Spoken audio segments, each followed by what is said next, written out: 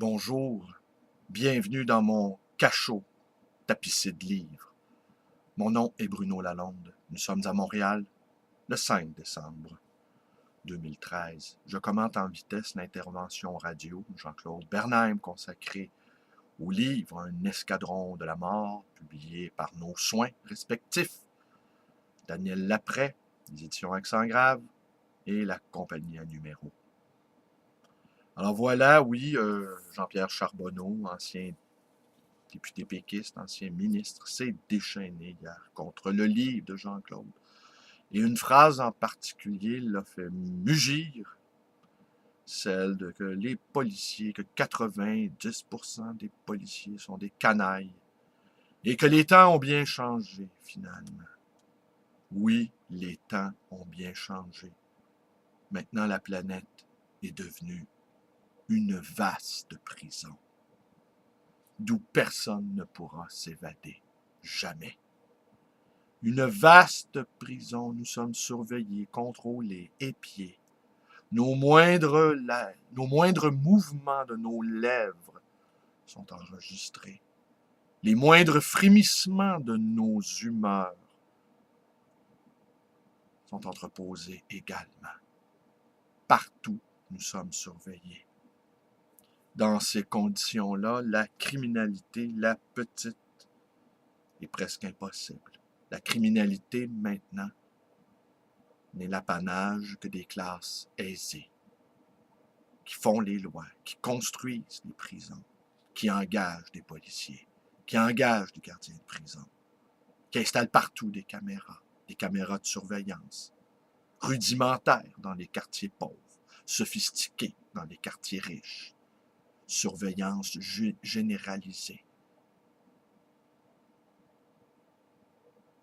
Ah oui, et on nous compare, et Charbonneau compare l'actuelle situation à celle de l'ex-République soviétique, dont bientôt plus personne ne se souviendra de l'existence. Toujours ces comparaisons avec l'ancien modèle. Nous sommes en train de réaliser le rêve de l'Empire soviétique.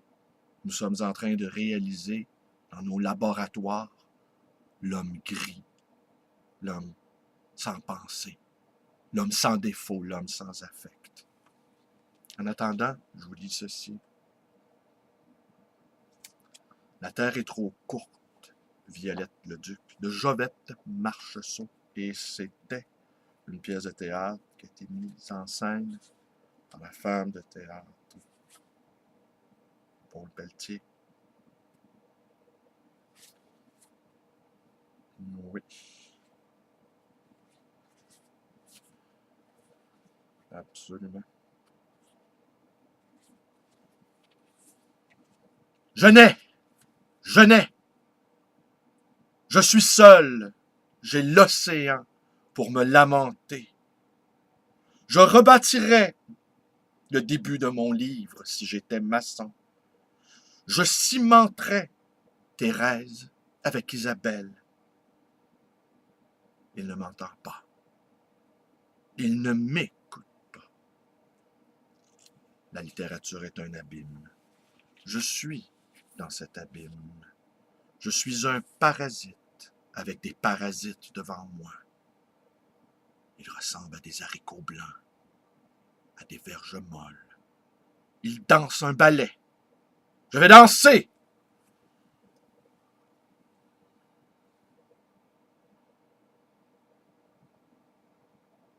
Je danse. J'effraie la boiteuse au-dessous de mon plancher. Orphelin Genet, quel âge aviez-vous quand on a publié votre premier livre? Je sais tout. Vous aviez 32 ans. 6 années plus tard, vous étiez un auteur célèbre. Jouvet vous commandait une pièce, Les Bonnes, pour son théâtre. Vos amis écrivains, dont Sartre et Cocteau, sollicitaient une remise de peine auprès du président de la République, avec votre autorisation. Et elle vous fut accordée, cette remise de peine. À dater de ce jour, vous deveniez un auteur reconnu, Genet. Moi, j'avais 39 ans quand on a publié mon premier livre. Bientôt 40. Une vieille femme proche de la lenteur et de la pauvreté.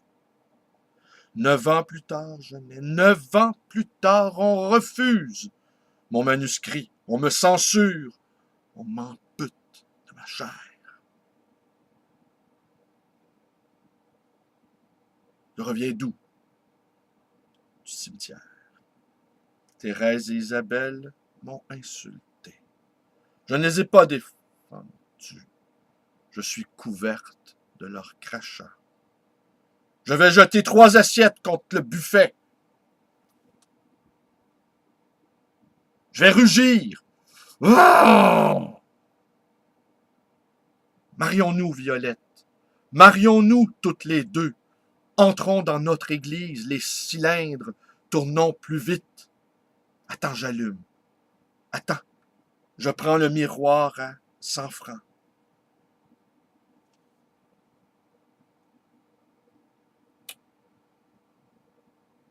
Attends, j'ouvre les draps. Attends, j'ouvre les cuisses. Attends, j'ouvre mes lèvres. Attends, le miroir doit tenir en équilibre. Attends, je me reconnais. C'est étrange. Cette vulve est d'un superflu. Elle m'appartient. Elle cache les pieds du petit homme. Tu m'ennuies, miroir. Tu tombes sur la descente de lit, à 4 pattes, sur l'oreiller. Pourquoi pas? La chienne est prête. Le désespoir, c'est animal. Je suis une chienne. La chienne de Simone de Beauvoir. La chienne des temps modernes. La chienne de Gallimard. La chienne de Sartre, que je ne connais pas. La chienne du comité de rédaction de sa revue. J'ai des maîtres. Pourquoi ne me battent-ils pas? Ma laisse est trop courte. La chienne est prête, reniflez-la. C'était pour rire. J'erre mon sexe. Mon doigt est le plus fort. Je préfère jouir avec lui. Chien, n'arrive pas en retard au bureau. Thérèse et Isabelle, vous serez imprimés. À quelle allure? Je voulais me tuer, je veux mourir de plaisir. Manuscrit refusé, tu me vois? Ici, c'est une usine vertigineuse, une seule machine du rendement.